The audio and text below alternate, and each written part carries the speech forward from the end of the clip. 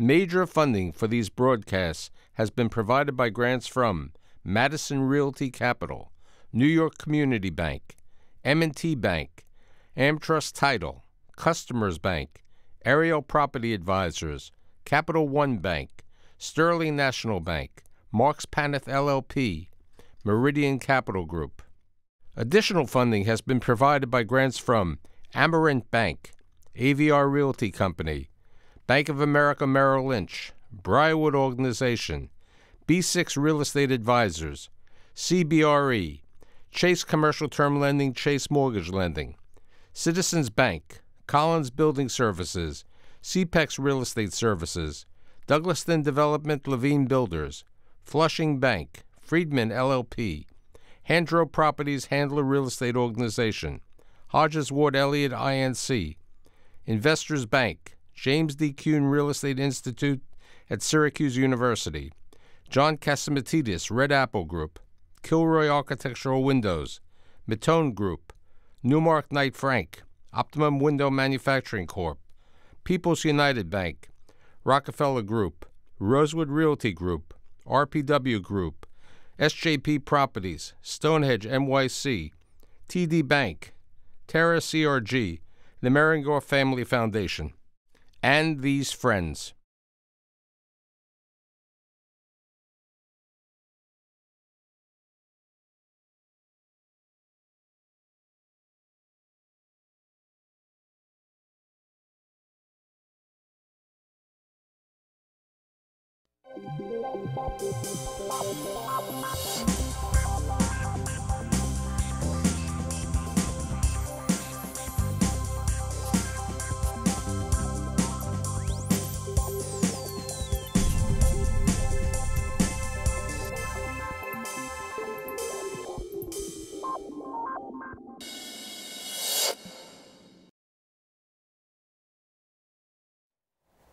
Oh, Crystal Apple, are you shiny when I come to the word retail, or are you dull?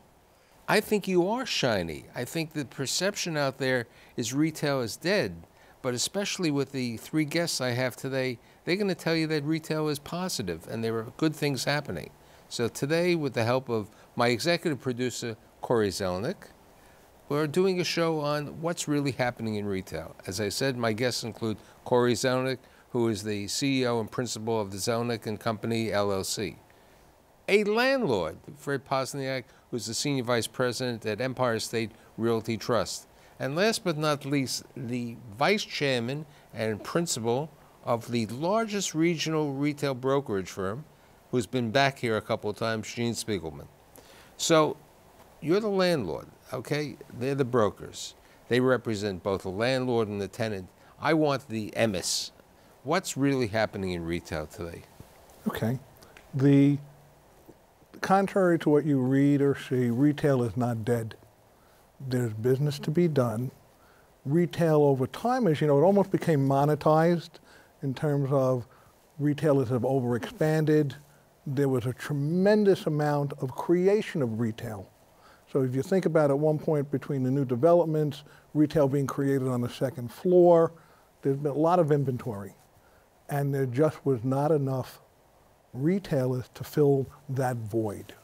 But smart retailers realize that you don't need to have 3 or 4 locations to take the market. So there'll be less retailers, more impactful retailers, and there'll be retailers that really cater to the public and service. That really is in concert, Michael, with retail has changed. You know, the days of just walking in, picking a suit off the rack, those days have gone. Technology has taken a giant foothold in the way retail is done, whether it's online or bricks and mortar. And the online retailers have realized that there is a market for bricks and mortar. And so a lot of them, as you know, have gone into the actual bricks and mortar business. You know, Corey, your office is at 424 Madison, and a block away or 2 blocks away, you know, in the File building over there, they had a lot of vacant retail, great Madison Avenue retail, and they built all the bricks, you know, all the internet retailers are opened up stores. Let's talk about that. But that's what we're seeing, you know, clicks to bricks. And so what happened was Bonobos was the first one to join in. File re-strategized his plan. I can't speak completely for them, but they re-strategized how they were going to handle the building. Bonobos came in, they gave them the corner, and it started to draw other tenants. Then Untuckit, also an online retailer of men's shirts, they came in.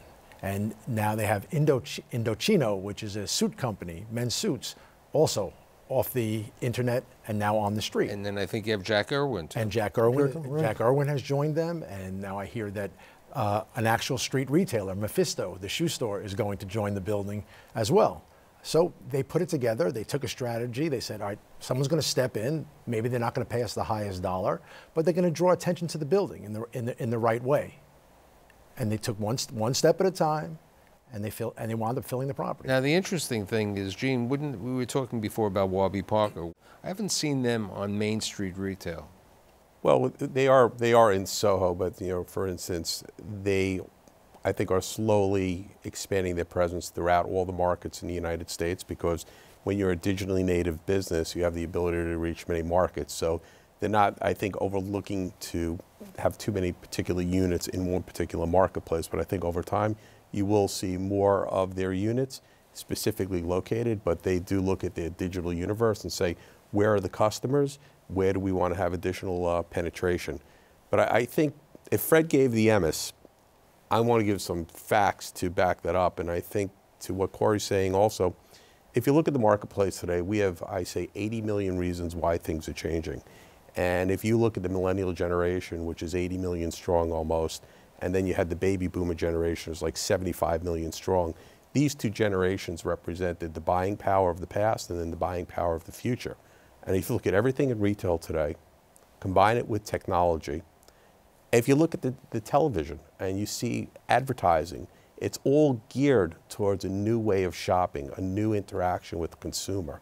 And I think this change we're seeing is a forever change, and it's only going to be manifested more deeply in how retail is conducted. But you know, Fred brought up a great topic about the suit guys, okay? And I think the suit story is a great example.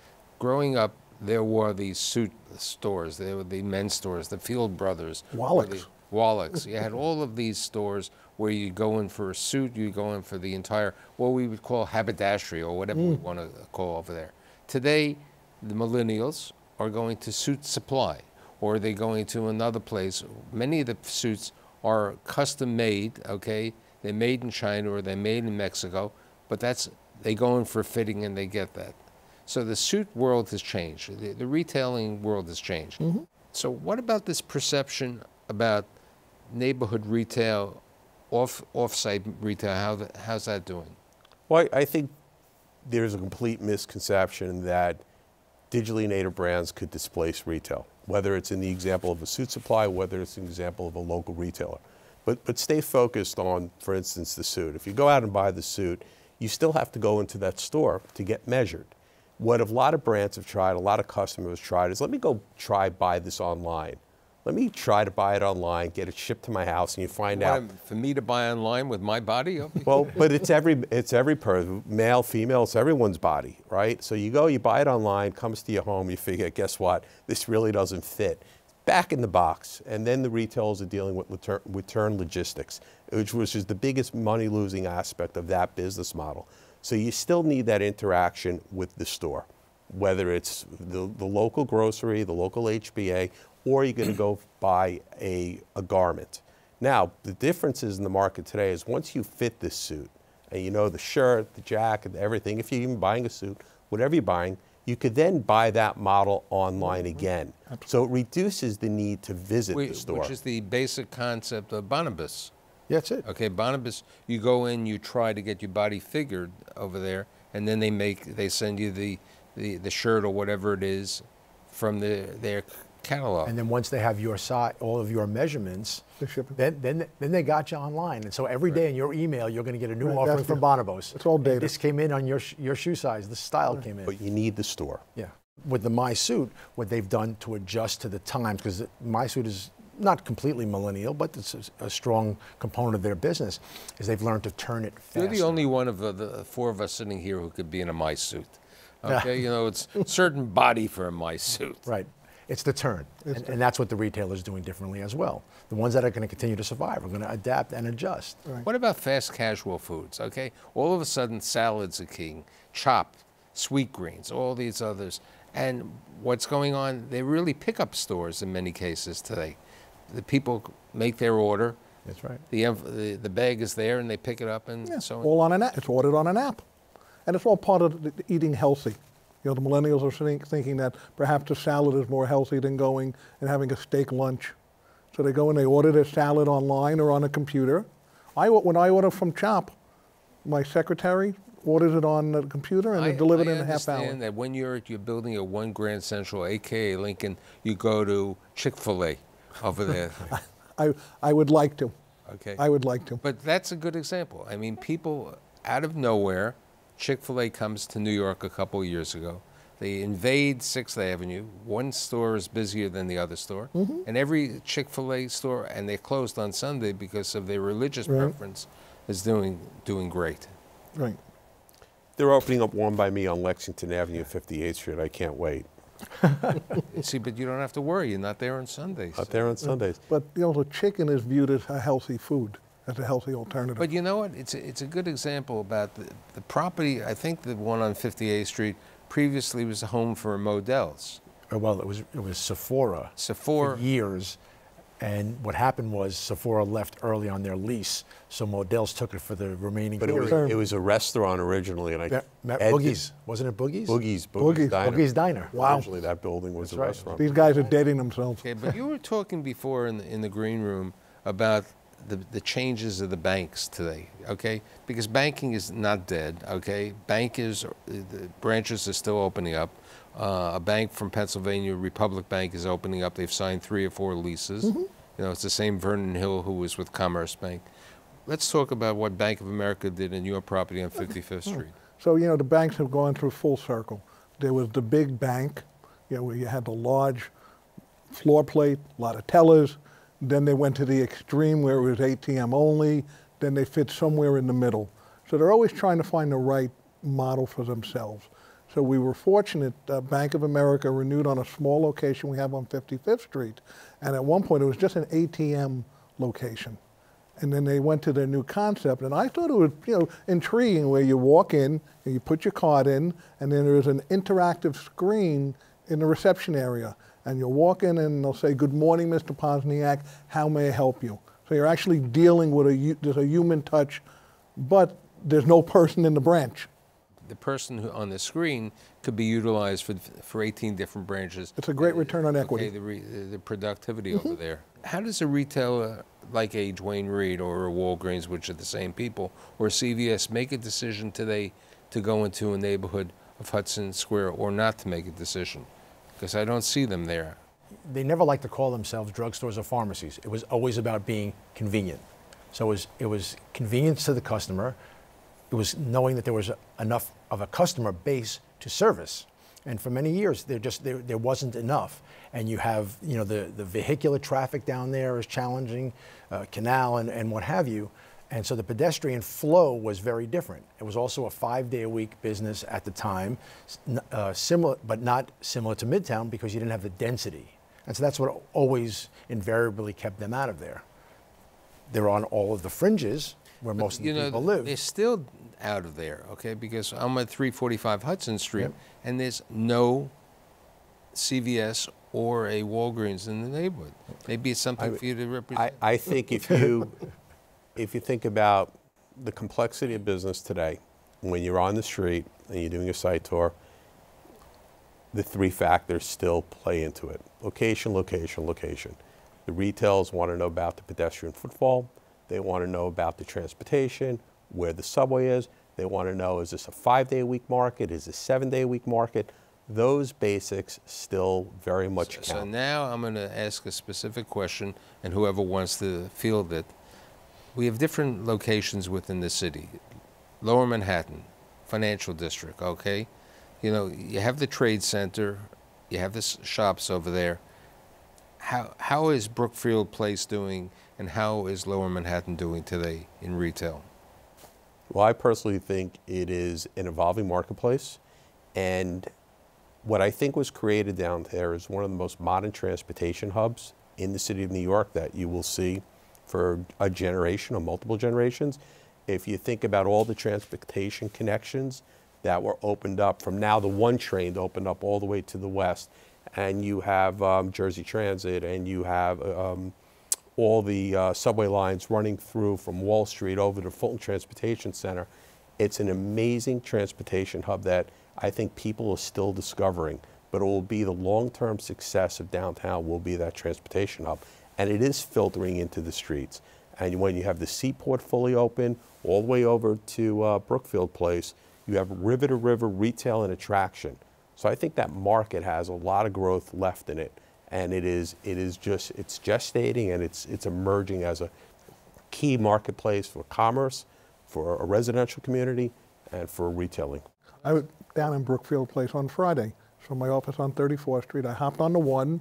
I was down by Brookfield Place in 10 minutes. So it was easy to get to. And we walked around. We had lunch there with one of the restaurants, and it was packed. And this was at 2:30.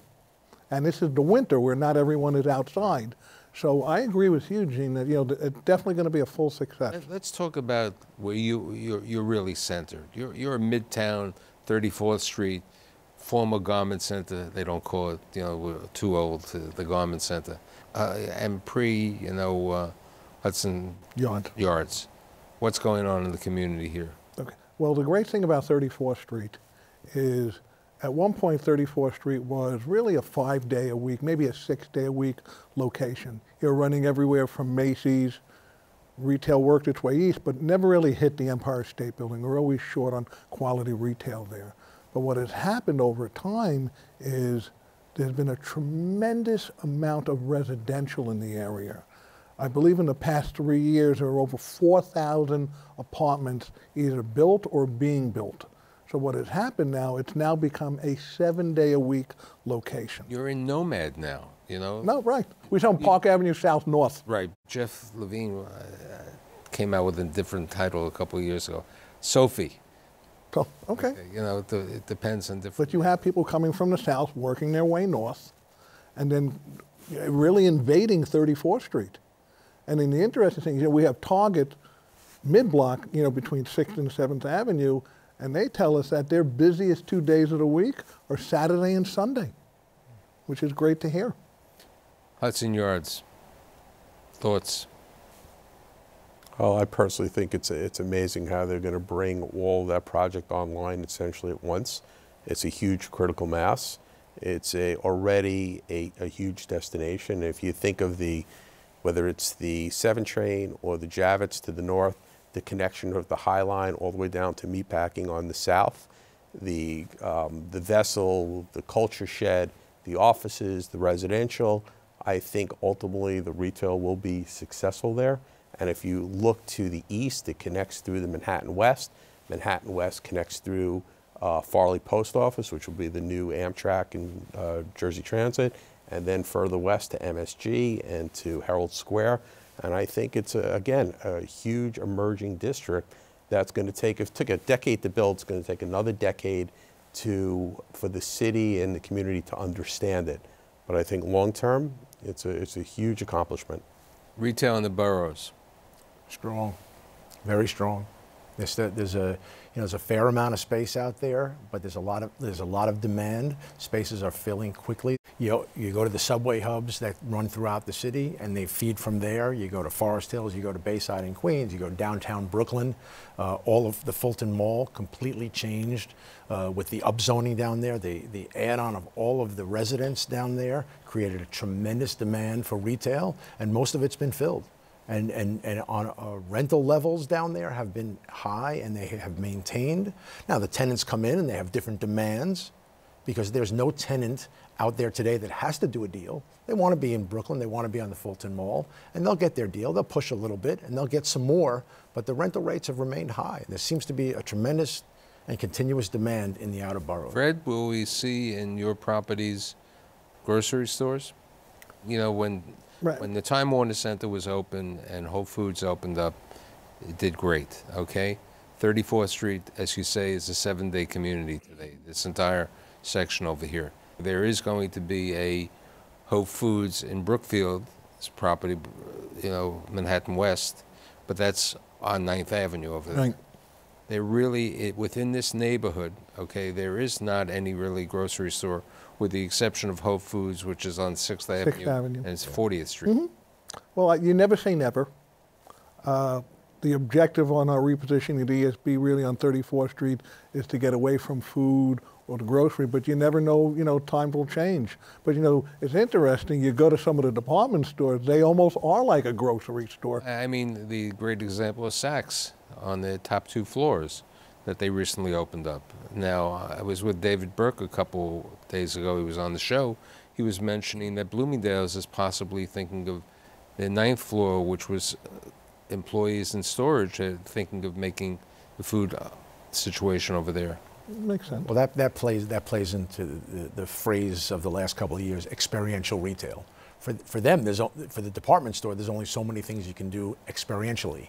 But you bring them in, you feed them, you give them a glass of champagne while they're trying on dress, and things like that. So that's their way of adapting a little bit to what's going on out there. And driving the traffic into the store. Food halls. Keeps the customer at the location. Okay, food halls. I mean, I see such a proliferation of food halls all over. Urban Square, others, over, you know, the one that opens up in the plaza, the variety of them. What's your thoughts about the food halls? Well, I think I still call them food courts, but I'm hit, you know, saying Don't you're do too that. old. Don't do that. they're providing customers with variety and options. And by creating that type of environment, you bring people in, you satisfy different tastes, and it allows more customers to take money out of their pocket and spend in an environment like that, rather than having, you know, a single option. And it simply makes good sense. We talked about fast casual earlier, and you think about the fast casual, sort of every ethnic food group is developing a fast casual segment, whether it's Tex-Mex or whether it's Asian noodles or Korean barbecue or greens in a sweet green or a chop, whether it's vegan. Everything is developing its own niche. How many more coffee shops can we have in New York City? Any thoughts? How many different types of coffee shops Right, can you right, have that's in New the York right City? to say how many different types. But there's a demand. That's easy. I think that what's going to happen in the quick service restaurant group is there's going to be some weeding out at a point. Whether it's the food hall that has 20 different choices that has an effect on the street food guys pulling away their customer, or whether it's 3 different salad concepts that pull away, there's going to be some But change. Gene made a great comment before about the location. And I had the guy from Square Mile Deli a couple of years on the show, and he closed his shop in the urban square because he was in the wrong location within the food hall. So I think it's the location within there. Amazon. Was the food good? You know, that's, No, the food. you got to have good product, right? Amazon stores, okay? The Amazon 4-star, the Amazon bookstore, which has been around. It's the recreation of the Barnes & Noble and the Borders book with coffee. Stumptown is across the street. Where do we see the Amazons coming up? Well, you also can't ignore Amazon's acquisition of Whole Foods. Right. So I think that Amazon is the reverse scenario, you know, digitally native business.